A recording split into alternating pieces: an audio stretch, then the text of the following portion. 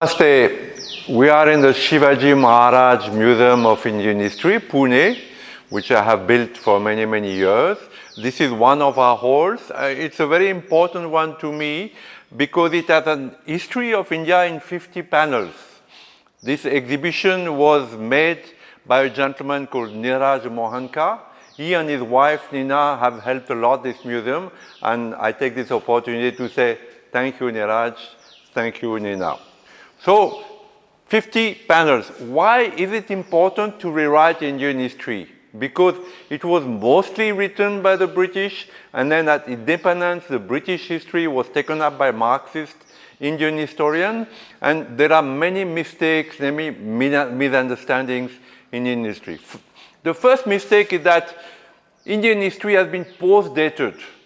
So the first panel tells us that India is 70 million years old. It's a very, very ancient civilization, and we need to rewrite the books.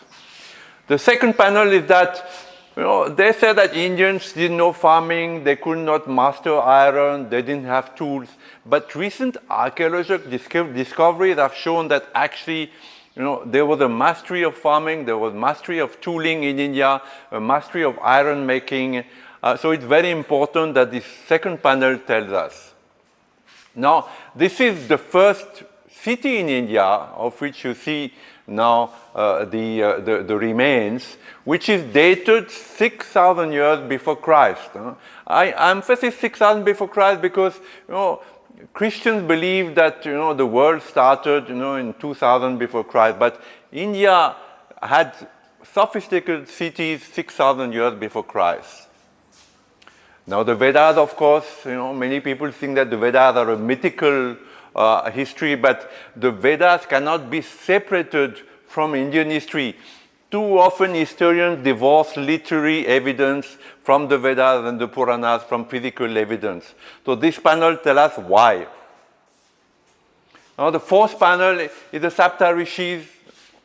The Rishis now, it's recognized that there were Rishis in India who meditated, who attained very high level of consciousness, and they were very much involved in the making of India, in the making of the physical India, of the making of the people of India.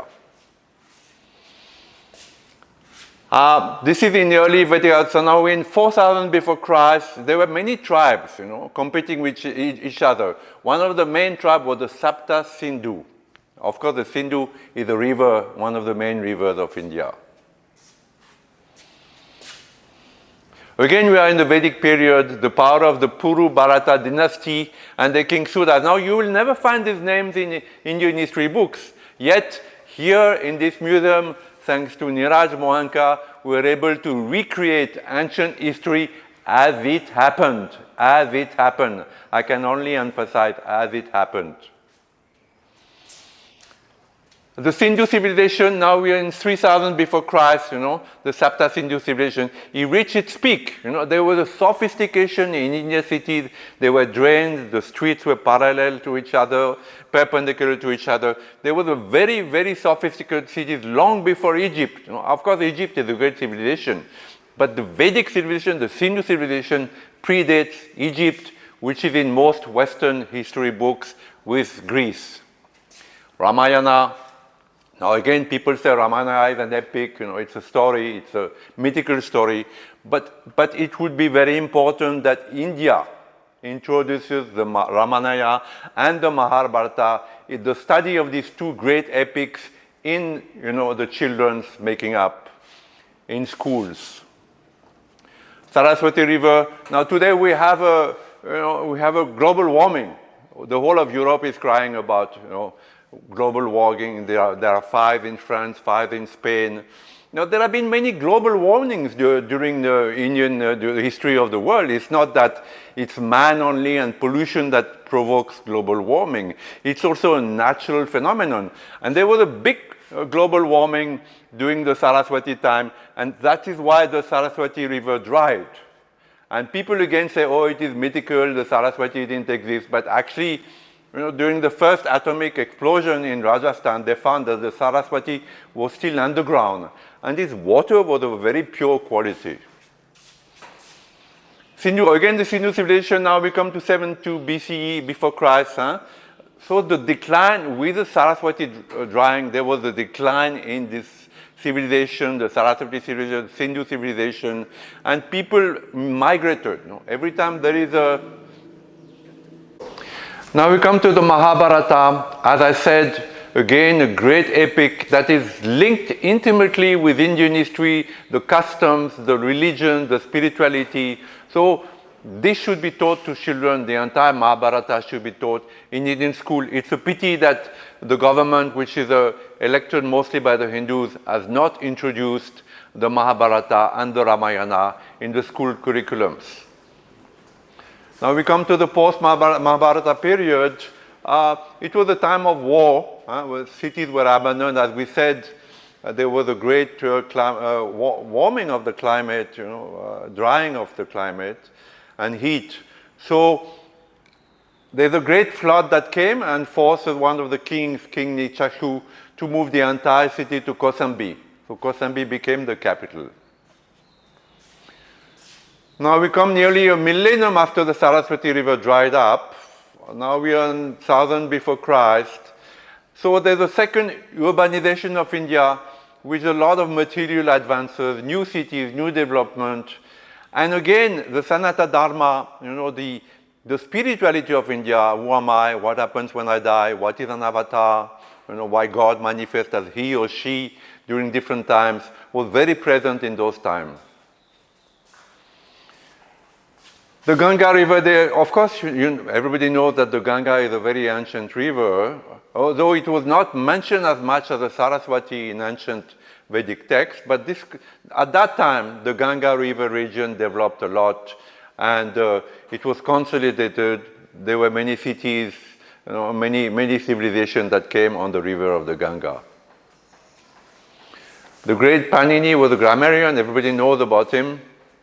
He was a Brahmin. I am a defender of the Brahmins because I think that the Brahmins brought down orally the entire knowledge of Hinduism until today. So Panini was a great grammarian, and we are very grateful to him for what he left today.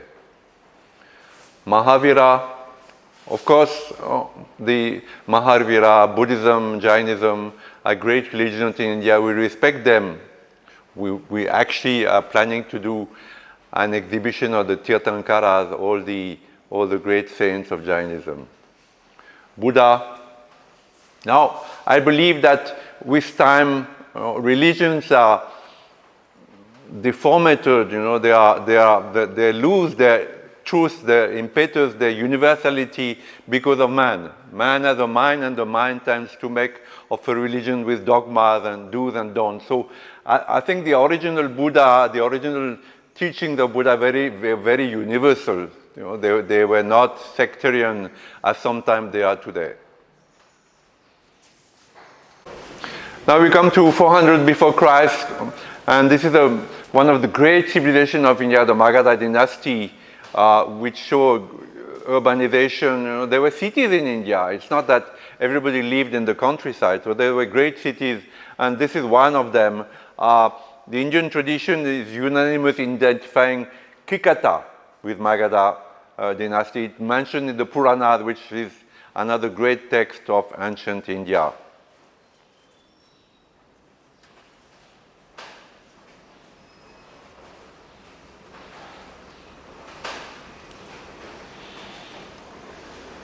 Start, sir. Emperor Ashoka, I have written many books on Indian history. There's a lot of misunderstanding on Ashoka. For instance, he said that he converted to Buddhism after seeing the horror of the Kalinga battle, but actually his conversion to Buddhism was more political, because at that time there was a clash between Jainism and Buddhism as religions of the state. So Ashoka, for political reason, converted to Buddhism to counter Jainism. The other, misunderstanding about Ashoka, that he was actually a very cruel emperor. He was called Chan Ashoka, Ashoka the Cruel.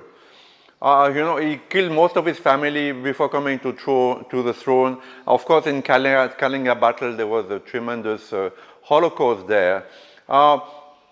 He was chosen by Nehru, the first Prime Minister of Indian independence, because of Buddhism. Because Buddhism is a goody-goody, it's become a goody-goody label. But actually, Emperor Ashoka is not what is portrayed in Indian history books, and I'm happy that this panel tells us why. Patanjali, we believe that he was the author of the Mahabhasya, Advanced Grammar and Linguistics, so he is honored here as one of the great Indian sages. Vikramaditya, we now crossed, we are in 50 after Christ, the first panel that showed after Christ. He expanded the borders of Bharat from the northern mountains to southern oceans, and he left a great legacy behind, and even a coin. The Kushan Empire, now we are 120 after Christ. The Kushans were one of the 5 branches of UAC nomadic people. India, of course, was a place of richness, of wealth and knowledge. So people came from all over Asia. Of course, there were great civilizations also in the south of India. It is a pity that today the south and the north have been divided by this Aryan invasion theory, which has been proven completely false. Aryans never invaded India, never imposed the caste system or the Hindu religion. Rather, the Aryans went from India westwards to Iran, where we see that Zarathustra was inspired by Vedic knowledge, and even to the west, to Ireland, where the Druids were also inspired by the Vedas. So here we see the Pallava dynasty, one of the greatest dynasties of South India, and we are grateful today because they brought a lot to this country too. The Gupta dynasty, we're going back a little more north, we are in 250 after Christ. The Gupta dynasty ascended the throne around 320 after Christ. They consolidated northern India by subjugating the local and provincial powers that had become independent after the downfall of the Kushans. Now, Kalidasa, I'm a Frenchman, but even when I read Kalidasa translated from the Sanskrit into English, and there's one lady in Auroville called Christine Devin, she translated Kalidasa in French too. It's incredible. He's one of the greatest poets ever in the history of humanity, on par with Shakespeare. Now, it is a pity again that Kalidasa is not taught in school because his poetry of such a high level, what Sri Aurobindo called the intuitive mind, that even today it's like a mantra. If you read Kalidasa's poetry, every line is like a mantra, and there's such romance, such beauty, such earthiness, and we wish that today he would be better known in the world as one of the greatest poets ever. Aryabhata, at the moment, my wife Namrita has made an exhibition on Aryabhata, which is we're going to put in the museum soon. Now, much before the West, Aryabhata calculated the P, the P equation, and he knew the distance from the Earth to the Moon, and he had calculated his mathematics was so much advanced that Arab people took it to Spain, translated it and took it to Spain, and this gave the foundation of Western knowledge in mathematics and astronomy. Some of the French astronomers of the 18th century are quoting Aryabhata, and they said much of our knowledge comes from India thanks to Aryabhata. Emperor Asha, North India, his capital was Kanauj, and again a great dynasty that lasted a few centuries. So we remember him today, and there are coins also that were printed in those times that were found later. This is the second panel of Emperor Asha. Now we're coming to the Arab invasion. There was a little bit of political instability in India. Kingdoms were fighting each other. I think one of the great fault of the Hindus. I'm a defender of the Hindus. I think the Hindus are, the greatest people on this earth because they only have preserved, the knowledge of who am I, what happens when I die, what is karma, what is dharma. The Hindus keep fighting and betraying each other. So at that time, just before the Arab invasions, there were a lot of infighting among different kingdoms in India. And unfortunately, under Emperor Asha, it was happening very much. Shankaracharya, we also mounting an exhibit on Shankaracharya. This man, when there was no transport, traveled the four corners of India either on foot or on bullock cart and reformed Hinduism. Hinduism had become a little too ritualistic, too much, they were too much into rituals, and words and do's and don'ts.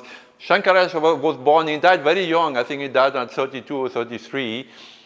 In a very short span of year, he traveled the four corners of India and reformed Hinduism. The Hinduism that we have today is thanks to Shankaracharya. Go. Chola dynasty, again, southern India dynasty, great dynasty. Together with the Chera and the Pandya dynasty, the Chola form the three main dynasties of Iron Age India. We're collectively known as the three crowned kings. There are many records today of the Chola dynasty, and in my books I mention it extensively. They had a very sophisticated type of government. They also were seafarers, you can see there's a boat there. They went as far as Malaysia and Sri Lanka. So great people, the Chola dynasty. Yes. That there is a clarity in Indian history books about the Muslim invasions which started from the 7th century onwards.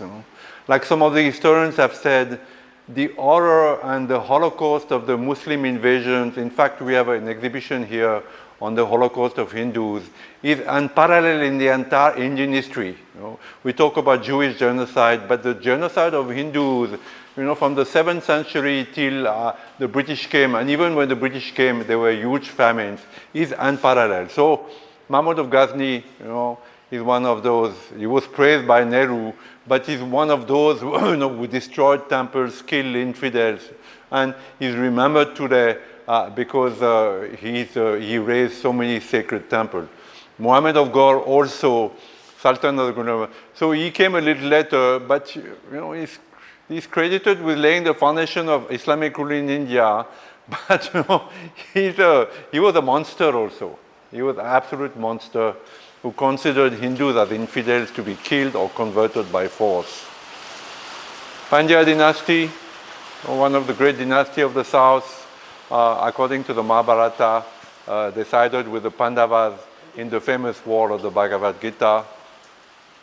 We have an exhibition of the Vijayanagara Empire because, in my opinion, the last great Hindu empire where goodness, where Dharma reigned, is the Vijayanagara Empire. There was so much, even if you go today to Hampi, you can see, even though all the statues had their nose and ears broken, the greatness, the vastness, and the sacredness of that empire, which ended in so much blood that they said that the river ran red for many, many months.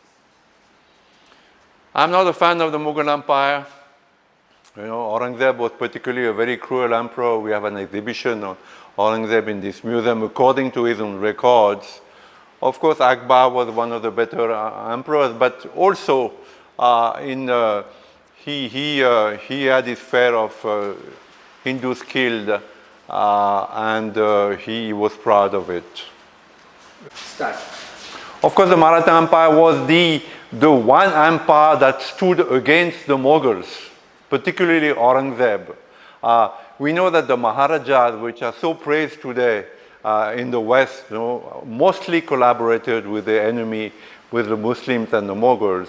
Only one man, Shivaji Maharaj, stood up, and with a small army, very few people, only with his wits, brain, and extraordinary courage, he managed to hold Aurangzeb at bay. And because of him, I travel from Delhi to Pondicherry very, very often. Because of him, the whole of South India and Central India is safer for women and for the culture. the British are supposed to have brought democracy to India, but actually, in my opinion, they bled India. These two panels tell the story. They bled India. I think the British famines, induced famines from 1800 till the First World War. There were about 3 million Hindus who died of famine. So I'm not a great fan of the British, though they're nice people otherwise, but they bled India like a lemon and left it completely empty.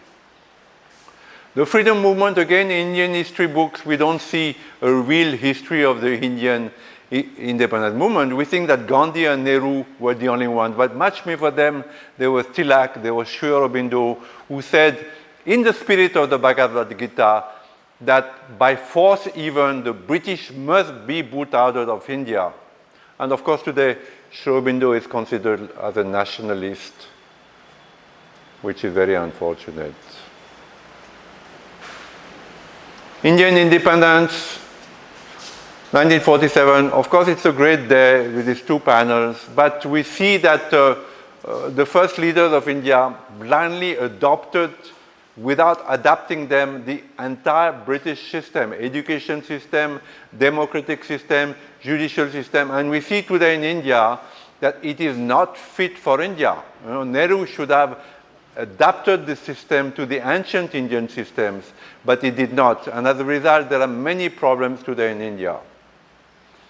The Bangladesh war, it is unfortunate again that Bangladesh, which owes its freedom to India, has today turned partly or fully against India, that Hindus and Buddhists there are persecuted because this country, Bangladesh, owes its freedom to India, and Indira Gandhi in particular, who was very courageous and fought them to the point that the Pakistan surrendered with 90,000 soldiers. Modern India, I live in modern India, so I can't say much about it except that we wish that India had more adapted some of its ancient ways, would teach its children more about the heroes and heroines, about the villains also, so that Indians are proud to be Indians. The problem is that many Indians are not proud to be Indians, so either they export themselves to the West, particularly in the United States, or they run down India in magazines, newspapers, books. So again, I'm not a fan of modern India. India today, I believe that Mr. Modi is the greatest Indian Prime Minister ever, and that he is non-corrupt, he works very hard, he has done tremendous things. I think his Swachh Bharat movement, though it failed, the cleaning of India, the Aadhaar card, the electronic transfers, these are all great things, and we owe a lot to Mr. Narendra Modi. What is the future of India? I think it all depends whether India goes back to its roots. Unless the government, especially the BJP government, teaches children about the Mahabharata, about the Ramayana, about Aryabhat, about Panini, all the things that we saw in that 50 panels exhibition, the future of India will be weak compared to the one of China, because China is superior to India in many, many, many levels. We see that because the Indian man was colonized, there is no inventiveness like there is in China. That India doesn't build computers, doesn't build air conditioner, doesn't build chips. So India is lagging behind China, which is unfortunate because India has a better karma than China. So India's future, as Sri Aurobindo said, is India must take from its past and blend it with the future. Thank you very much. Namaste.